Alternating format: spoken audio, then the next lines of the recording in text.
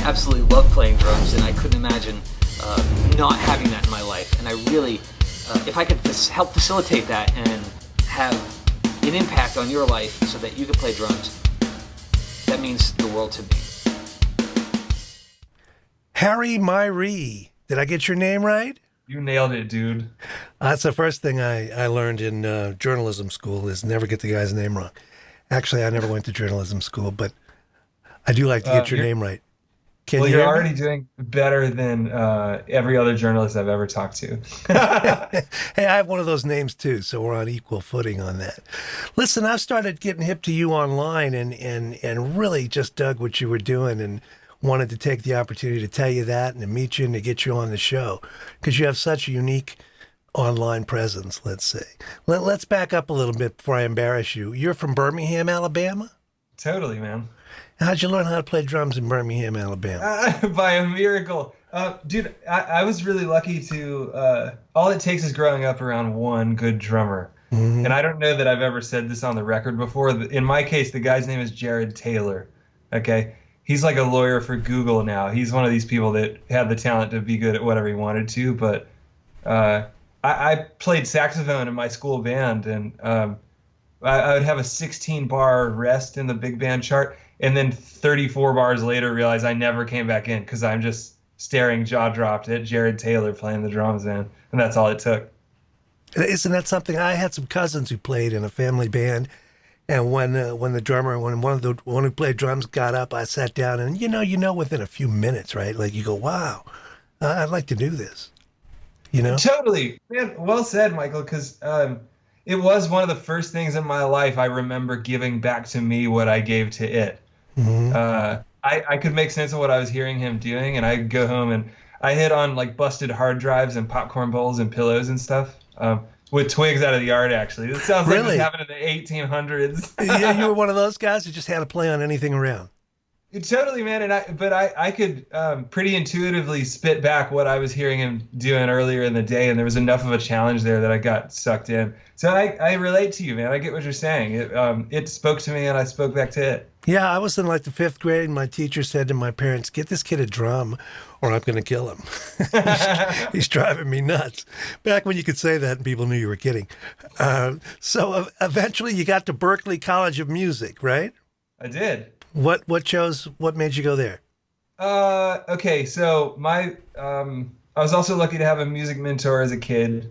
All right, kind of the one teacher in my young life. Actually, maybe even one of the few adults in my young life who kind of treated me as someone that had some promise, right? That guy's name was Nick Lekansky. I just want to give everybody props, man. Give him a shout, man. Sure. This dude was badass. He played in the band for Isaac Hayes, who I think maybe nowadays is most known for the voice of Chef on South Park, but he was like a soul singer too. Okay. Yeah, no, he came out of Stax, man. I remember Isaac Hayes. Dude, awesome, good. I like that about you, Michael. You have I'm older than you. Dude, I noticed this from listening to you. You're very connected to the history of the craft. Like, and in that sense, of all the guys doing shows related to drumming, I think that you have like a really pure thing happening as far as like the actual craft of drumming goes itself. And it shows in the way you like process things that people say to you and what you talk about. So I dig it. Oh, well, I appreciate that. You know, when I had a cymbal company, a lot of my job was artist relations, and that was my favorite part. I found that these people who were considered a piece of work or this guy's difficult, all you got to do is show them some respect and know where they came from and respect the music and respect the history, and they're pussycats. Well said, man. Wow, I find it easy to be around you, and that explains that. Well, let's keep moving on. So you went to Berklee. Were you a jazz guy up early on? Is that a jazz school, would you say? Yeah, I would totally say that it's a jazz school, and that was how I learned that I am the farthest thing from jazz in the known universe, man. So I struggled through each of the requirements enough to get the degree, which is to say at some point, technically, let the record show that I swung in 3/4 one time in some proficiency test, and that's the last. But the goal is to find who you are, right? Agreed, man. And you know what? Nowadays, I feel less shame than ever about that. Although I try to also more than ever to like retain an openness that's part of where this craft comes from too, man. And I still have things I need to learn about that. I'll give you a great example. My favorite drummer of all time is obsessed with a lot of like heavy swinging jazz dudes. And the more I learn about that from him, the more I realize who it is. So that's Carter Beauford. That's what I thought. Yeah. Can't go wrong there. Totally, man. And he's like a jazz dude. Isn't that funny that to me, he is the epicenter of all that is right with drumming, and he swears by jazz. And I'm like, I have yet to even really get past the 101. So I've worked. Well, you know, if I can interject, it came up as a jazz instrument. And so many of the forerunners were jazz players that we really should have a look at that if we want to be drummers. Doesn't mean you have to be a jazz player or that's what your natural inclinations are. Or maybe a drummer can't swing from a rope, but it doesn't mean he's a bad drummer. You know? Totally, man. And that's the aspect I've had to come to grips with and not nag myself so much about it. Yeah, don't beat yourself up. Because for two reasons. One, I feel very functional and fluent in the kind of language on the drums that I get hired to speak. And the other is there's still time for everyone in the world who plays drums. There's still time to learn whatever you want to learn, man. And that includes me. That's a big goal of mine. So to connect a few of those sort of lone dots backward, Lukansky, who I mentioned, my mentor as a kid, he's the first one who even mentioned Berklee to me. He said, here's where you got to go.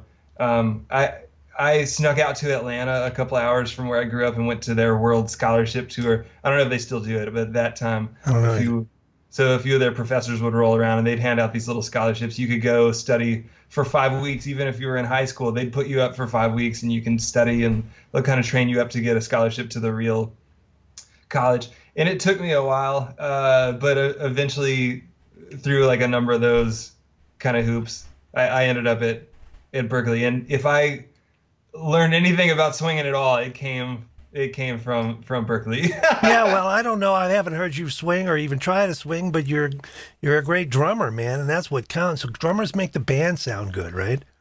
They answer to the call and make the band sound good. I feel good about that part for sure. Man, that's what it's about, right? At the end of the day, that's what it's about. Totally, man. And I am grateful to have had moments in my life of going, I love the way this feels under the hands. The crowd is rocking, and my brothers on stage are feeling super good, man. And what's wrong with that, man? I'll take that to the bank any day. All right, so at some point you got real hip to the online YouTube video thing. Were you naturally working in that genre in video or in audio production? Or, I mean, what led you to... You got 100,000 followers on YouTube, man. You won awards. What got that going for you? Man, I feel a really organic relationship with YouTube, not from the perspective of a drummer, but from the perspective of a fan of YouTubers. So I was watching guys like before I even dreamed of owning a video camera, I was watching guys like Zay Frank and the Vlog Brothers and these other dudes who don't have anything to do with the drums. They just talk into cameras about their lives. And they kind of invented, as far as I'm concerned, the vlogging genre. The other step was having the great fortune of being in a band.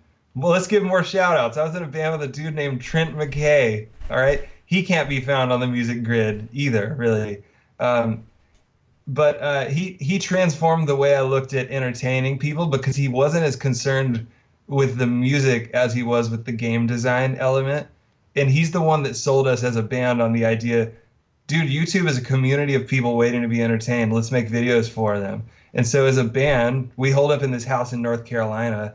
As a band, we just made videos all the time, like silly videos of eating Pop-Tarts and turning the world rainbow and playing music in this new rainbow, or just bizarre stuff that even the things that weren't so commercially successful taught me the lesson of this is a whole new way to connect with people. This is so far beyond spinning some CD, man. And I never forgot about that being kind of the first time in my life I felt connected to people or people getting the sense that people were entertained by what I was doing. And so after the breakup of the band, it was kind of a personal spiritual mission of mine to keep that creative element of my life alive. I go, let me just make these on my own, and all I know how to do is play the drums, so I'll just make drumming videos. And well, here you we made are. a key connection there that a lot of musicians are a little hesitant to make, which is you use the entertainment word. Entertainment, man, right? Totally. I think about that a lot because I for do guys too. like me, it's very easy to find dudes on the internet who can play a million miles an hour and do like I've seen 5-year-olds who can chop me out to my death, man. Like easily. You can easily find that left and right on the internet, and so like the coping mechanism for guys like me that can't compete on that level, it's like, okay, well then what do you have to say? Like, send the message, man. And my message, I almost don't want to verbalize it because it's more of a feeling than a set of words. But if I had to verbalize what I wanted to say, it was, you don't have to be Kobe Bryant out there, man. You can be Shaq. Like, you can enjoy yourself, man, and just find joy in the game and let that be the message. And hopefully, That's what comes across from you in spades, man. Joy in the game. I like music that's uplifting. I like stuff that makes people feel good, and it comes from, even as a drummer, you're going to get hired based on how everybody feels when you're sitting behind the kit before the song starts. Well said. Yeah, Michael. Thank you, man. You promote that big time, and that's what's infectious about it. Dude, cool. I feel very seen and heard by you, man. Thank you. Well, the joke in Nashville, right? You're talking about technical proficiency. The joke is if you're a singer, the guy serving your latte is probably a better singer than you are. Agreed. Right? I see that. Yeah. I have some of the most talented friends I have are not in the business at all. I lived in LA for 10 years, and there were talented people on every street corner, and the guys who get through, or the gals, it's because of something they're bringing as human beings to the picture that transcends. I mean, I came up in the era of Buddy and Gene and those guys, and we looked at Ringo and first said, well, so what, man? He's playing a backbeat. And then you had to realize just what that was and how deep it was and how perfect it was for the band. And so, a lot of jazz players had to make that switch the opposite way. Okay, how come I got all this technique and I can't groove on 2 and 4? Yeah, that speaks to me, man. You're a philosopher, Michael. I can read a book without moving my lips. Well said. Let's move on with you, though. Sorry, I bumped the mic. You're known for this open-handed approach and remote hi-hats and all. Let's talk about that. If somebody, let's say I don't know what is that? What are you talking about? Okay, here's where my mind goes when I think of open-handed drumming. I don't even think of it in terms of me. Basically, for technologically archaic reasons, we have this long-standing tradition in drumming of crossing our hands, right? I think the first sort of gut observation I ever made about drumming was that the first time I sat at them, the hi-hats were on my left, where my left hand is, and the rest of the stuff was on my right, where my right hand was. And so that's how I started swinging sticks at stuff. And the very first kind of buttoned up, trained guy in the drumming world to go, no. Well, I'm really saying that in the wrong order. It's like the very first, like, technically trained guy I was ever around assured me from the get-go, no, cross these over. And I took his word for it because he knows what he's talking about and I don't. And how many years later? 18 years later, 19 years later, I kind of regret that I took his word for it, man, because some of the freest players I know aren't tripping over themselves crossing this way. Obviously, there are 1,000,000,001 really good players who cross over and they found a way to make that work for them. But my entire life until I switched over was an uphill battle against, why am I doing this tradition for tradition's sake? Now, that habit was so ingrained for me that I had two options by the time I decided in 2008 or so to open up. I had to either retrain my left hand to play a completely different role, be like my dominant hand all of a sudden after like 8 years of entrenched habit, or as I thought about, instead of paying attention in math class, I realized, like, dude, they make a thing already. I can put my hat pedal on my left and keep the hats on my right. So to me, it was solved, and it was one of the beautiful moments of my life of, wow, the practicality of it actually works even better than the theory of it in my mind. As soon as I set it up that way, I go, everything feels better. I have all these new ideas. I have nature is cooperating with my instincts now, as opposed to clashing against it. So I had never looked back, man, and I swear by it. Although I also have to say, I dare not push that mindset on anybody who's happy crossing over. Same with guys who play traditional grip. Do whatever works for you, obviously, man. But I'll never look back as far as what works for me. Well, you had the conviction to do it. I mean, I think a lot of kids, when I was a kid, I looked at that and went, why do we do that? That's nuts. And also when you're playing like straight eighth notes that are fast, decka, decka, decka, decka, deck, it's really hard to do that way. It's a lot easier to do this way, right? Yeah, I must agree with that. Yeah. And maybe that's part of what made it feel so good. But and the other... I studied with David Garibaldi, and he had this thing where you had a, you know, how do you come to terms on screen with that? You know, is your pivot over the other hand, or is it out here this way, or is it this way? Or, you know, it's one of the first things. Not only is it uncomfortable, but it's a difficult thing to accommodate. If you want to smack the snare drum really hard on 2 and 4, you're in the way of yourself. Oh, agreed, dude.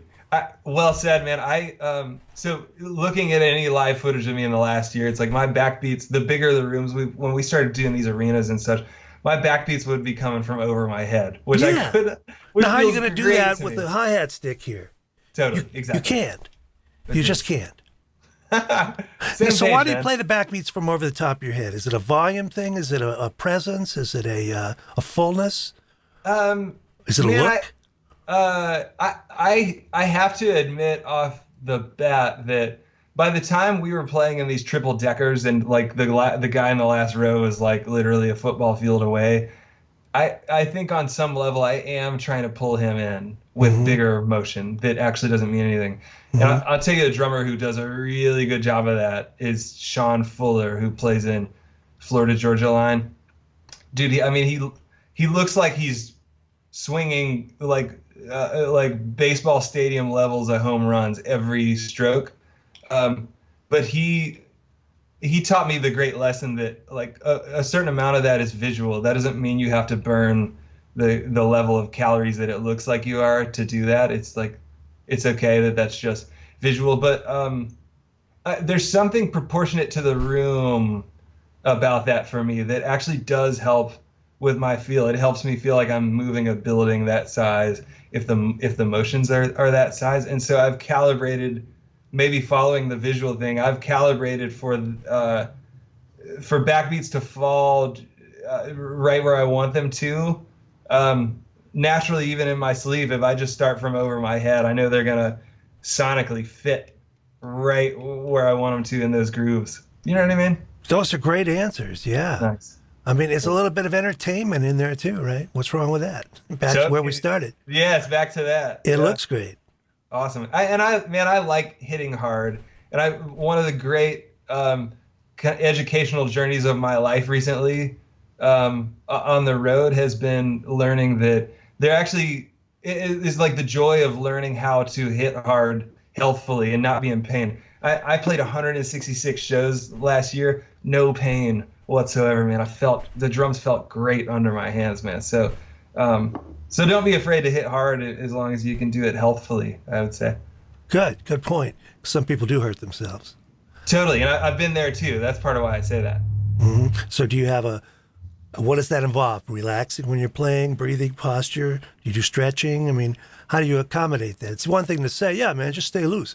But how do you do it? Dude, that is a great question, because I have two things that are really important to me about that. One, when I started getting hurt around 2014, when I just started playing longer shows and playing more frequently, I got to the point where I couldn't lift my right arm up anymore. I couldn't open doors or anything. So the guy that works on the Titans here, he's fixed a million great drummers in Nashville. His name is Preston Wakefield. He deserves a shout out to the hilt too, man. He worked on my arm and taught me these really specific stretches linked to the pain that I was having and the problems that I had created for myself, and I do those unconsciously. If you ran into me on an elevator, I'd be doing those stretches, especially as far as my right elbow is concerned. So he taught me the maintenance element there. But the other, which you kind of alluded to, and this is hugely important too, is tension is the enemy, man. You ought to be able to just like blow on the drumstick and it falls out of my hand while I'm playing. It ought to be that. Really? So how do you maintain that when you're swinging from up here and it hits the snare drum? Are you kind of just letting go with the fulcrum?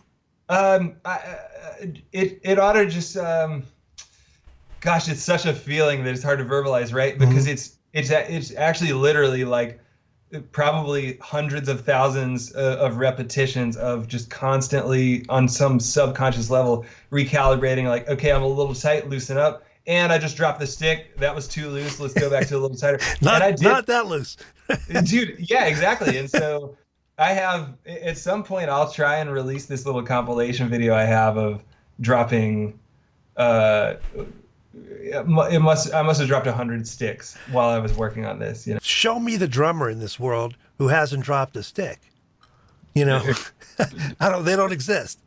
Agreed. Well, that makes me feel better, man. I feel that on the spectrum of drummers who drop sticks, for a while I erred a little too far on the side of drops every song, because I was working on that loose thing. So I'm fine with that. That's part of the price you pay to find that threshold of how loose you can keep that. Just grip. don't hit a trumpet player's bell. You know, they don't like that. Dude, agreed. There is a danger to that, right? Especially with these big motions. I have two specific memories. One of, I'm so glad she was a good sport about it, but this one stick went flying and definitely 1,000% hit a girl in the face. And I think she was so excited to be at this rock show that she was like, "Oh my God, I got hit in the face with a drumstick," and she was glad about it. But she was glad. Now I've talked to some drummers who were routinely would throw sticks out in the audience, and they're afraid to do it anymore. Because some guy in front of somebody will grab it and miss it, and it just knocks it into some girl's face or kid's face, and they have to, they get sued, and just I know it. It's very rock and roll. I dig it, man. Isn't that sad that that's such a touchy thing? I see both sides of it. I remember being 13 years old and seeing the Foo Fighters and fighting for my life to get Taylor Hawkins' drumstick. And I lost out and, was sore the next day trying to get it. But that's like you're saying, that's rock and roll, man. It's a story. Man, I've decided when I throw out sticks at the end of the night, I've decided I need two things. I need eye contact and they have to have at some point during the show convinced me that they care, because there's a difference between, I know the difference between the guy who waited out on the pavement wearing his Vic Firth shirt since 3 p.m. and the just really drunk, vibrant person. I don't care if the drunk person gets the stick or not. Right. They're there to party. That's fine. The stick isn't going to help or hurt that. But some people want it, man. I try to hook it up. Yeah, so good. Just if you're out there, just show me you want it, man, and I'll hook it up. Now tell me about Nashville, because I'm in Atlanta, not far away. I go up there all the time, but there's a real super hip scene happening in Nashville these days. Don't you think? Nashville is my favorite city in the world, without question, man. I cannot imagine living. I realize I live in this distorted reality here where everybody's a musician and there's way more to the world than music. But I like that I live in this little reality distortion field here where everybody cares really deeply about music, because we're all elevating each other all the time. Mm-hmm. If I didn't know Mark Poise, who plays with Tyler Farr, and Elton Charles, who plays in Thompson Square, and it's kind of unfair for me to name anybody in particular because it's such a long list. Richie Trotter, the trickster, man. He's if I didn't know all these guys, there'd be entire categories of feel and precision and entertainment factor that I would have never known about. But I'm so lucky I live around all those guys. So living in a music city like that, just to know guys like that, to have guys like that as your peers, that's worth it right off the bat, regardless of, there's more work here and all the industry infrastructure is here and we're centrally located. So we're spoiled as touring musicians. You can play New York, go to sleep, wake up in Nashville the next morning. All those things are great. But the most important thing I could say about it is everybody here cares so much about music, and it elevates all of us, kind of rise with the tide. You know what I mean? But what you touched on also is they care about each other too, and drummers are great about that. You know? Yeah. If I see you sigh, how do you do that, man? Show me how you do it. You know? Where'd you learn that? I don't care if and it doesn't matter if one guy's famous and one guy isn't. You know, if somebody's got something you don't know, show. You know, let's talk about it. Yes, totally. So, agreed. There's actually there's like a weekly coffee meet. I'm not a morning person, so I haven't been in years, but there's some kind of 8 a.m. weekly coffee meet where all these guys who you might think are competing with one another, they're all working on their hands and showing each other. It's like church, man. It's so cool. A lot of other instruments don't do that. I think drummers are a little unique with that. Well said. Are you in Atlanta, Michael? Yeah. Tell me about that. It's a city that they keep saying is going to happen, and musically, I don't know that it ever will. But there's a lot of good players here. It's not an industry town. So I had a run there where I was 300 dates a year for 10 years, and it kept me busy and had good players and made good music and teaching and all that. There's some wonderful drummers here. There's a lot of great classical drummers here on the strength of this guy Jack Bell, who was principal in the Atlanta Phil and retired recently. And there are a lot of great percussionists running around and some great drum set players too. But it's not an industry town. I feel that. Okay, well said. Yeah, so one of my favorite drummers in the world is Kevin Leon. He plays in the band St. Paul and the Broken Bones, and he lives in Atlanta. Oh. He's kind of my gateway into that city. Well, hook us up, because I'm not, I'm an old fart now. I was a hired gun sideman, but I don't know a lot of young guys. So hook a brother up. Totally. You'll find him. I'll make sure of it. Now, I want to ask you, I saw you talking about how you do your videos, and you script them and do like 12 seconds at a time? Totally, because as you can tell from talking to me in real life, I'm pretty, first of all, long-winded. Second of all, stuttery. I take long pauses. I have more confidence if I can kind of pre-manufacture the message and look at it on a piece of paper, and I go, this is what I believe. And then also I know I can speak video better than I can speak English in real life. I know how to pace that. You really do. And you get those cuts, those little jump cuts and stuff, and it moves quickly, and it's very dynamic and very well suited. It's a lot of work, though, man. I rarely turn the camera off. I mean, it's all live and we go, and I shoot for the best. But what you end up with is very, it's deliberate, but it seems impromptu as well. Man, thank you for saying that. I owe 1,000% of the credit to those guys I mentioned at the beginning. If you watch Zay Frank, best example would be his video called Invocation for Beginnings. 3 seconds into that video, you go, okay, there is nothing original whatsoever about Harry Miree. He just took something that already existed and put drums in it. Yes, there is. There's your personality.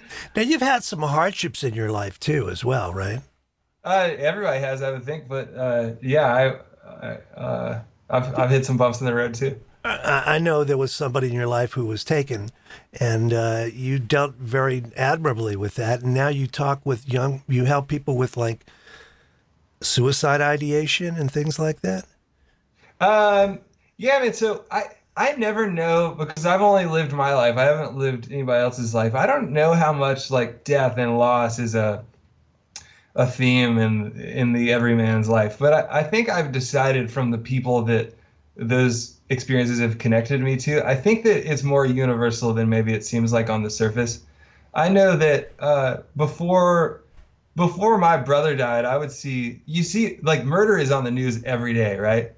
And my way of processing that was always like, well, yeah, that's like, what else would we make movies or TV shows about? Of course, people are killing each other. That's the sort of fiction that entertains us in our life. And yeah, and I'm one of these naive people that it took the experience of that happening with my brother for me to realize that, like, literally every time you see that on the news, which is probably like 100 times a day for all of us, like a bunch of people's lives are completely transforming, man. So it's just it's a part of life for like everybody. We're all gonna deal with that. And I don't know the answers to that stuff. So whatever's been written about it, we're just it was like pretty publicized when my brother was killed.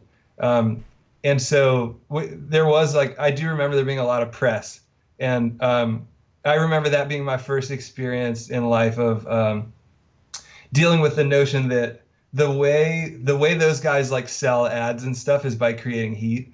And so what they want you to say in the case of, and you can stop me if I'm going too far, but in the case of like some black gang kids, for example, killing my white brother, like the reason all those guys, the guys from CBS are calling all day and like showing up wherever they think you're going to be walking around and sticking microphones in your face is they want you to say any variation of, let's be angry about race stuff or these kids or fuel the fire. Yeah. Let's say whatever will make people go rabble, rabble, rabble in the comments. And that was my first taste of that as sort of a journalism fact of life. And my instinct at that time, and still now really, is to go, if you want to talk to me about it, let's focus on what matters to me about it, which is that my brother's awesome. And I'm so glad he was here and like he made such a good, and if we have to talk about the other guys involved, like really the only message I have on that is like,